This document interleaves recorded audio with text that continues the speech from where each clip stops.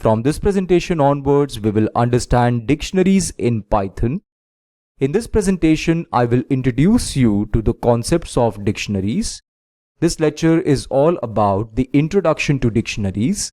So let's get started with this lecture and see all the topics of this presentation. The first topic is Introduction to Dictionaries. The second topic is Length of a Dictionary. And the third topic is the dict constructor. Let's start with the first topic, that is Introduction to Dictionaries. So what is a dictionary? A dictionary is a collection of key-value pairs. The key in a key-value pair acts as a unique identifier, and a value can be any Python object. Dictionaries allow us to store and retrieve values based on their keys, providing a way to map and organize data efficiently. And the syntax is as follows. We first need to specify the name of the dictionary.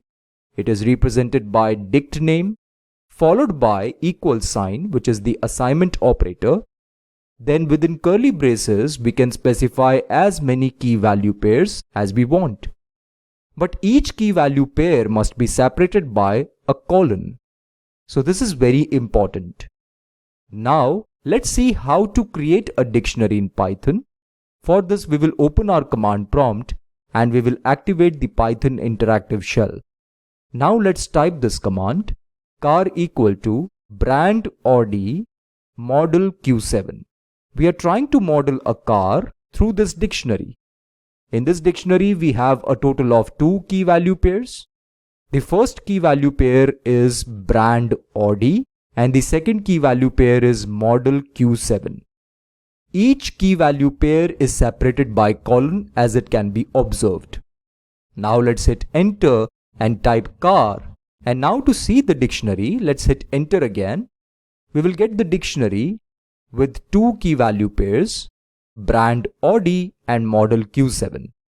I hope it is clear how to create a dictionary in Python. Now let's move on to the next point. A dictionary cannot have 2 items with same key. This means that duplicates are not allowed in a dictionary. If we try to store duplicates in a dictionary, let's say we decided to store 2 items with same keys, then only one item will be stored in that case. So which item will be stored? Let's see with the help of an example. Let's open our command prompt once again. Let's create a new dictionary car with 3 key value pairs, brand Audi, model Q7 and model Q8. As it can be observed, we are trying to duplicate an item. Here we have model Q7 and here we have model Q8, which is not allowed. Although we will not get any error message, but only one item will be stored inside this dictionary. Either model Q7 will be stored or model Q8. Now the question is, which key value pair will be stored inside the dictionary? The one which comes later. So this key value pair will be stored inside the dictionary. Now let's hit enter and type car and let's again hit enter. We will get this dictionary with a total of 2 key value pairs, brand Audi and model Q8. We were trying to store duplicates, but we are only getting one key value pair. You must always remember that the key value pair which comes later will always be available in the dictionary. Now let's move on to the next point. Dictionaries are mutable, which means that dictionaries are changeable. We can change value of a specific key by referring that key. Let's see how to do this. In order to understand this, let's consider the same car dictionary which we have considered in the first example, that is car equal to brand Audi and model Q7. Let's hit enter and now let's type car model equal to Q8. Here we are trying to update this value to this value. We want to change Q7 to Q8. For this, we can refer the key model like this within square brackets, and with the help of this assignment operator, we can update this value Q7 to Q8. Now let's see what happens when we try to print this dictionary.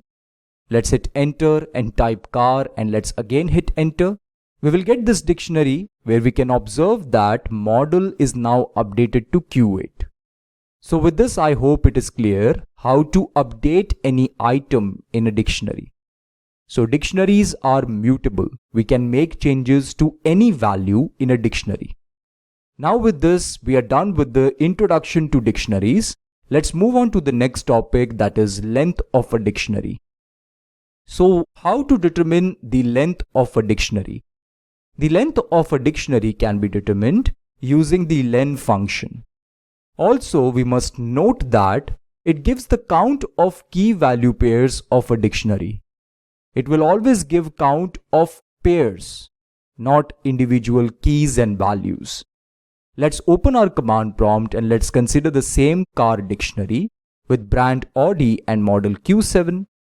Now let's hit enter and let's calculate the length of this dictionary by providing the name of this dictionary to len function.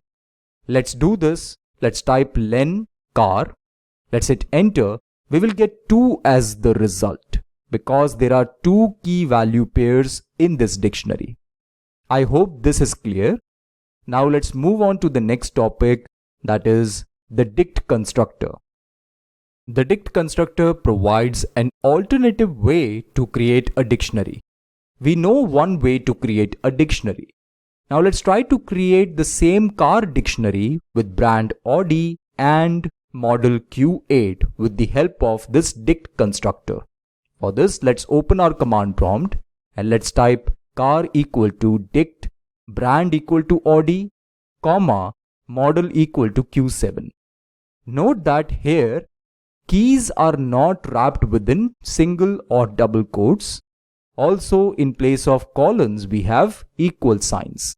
Now let's hit enter and type car, and let's again hit enter.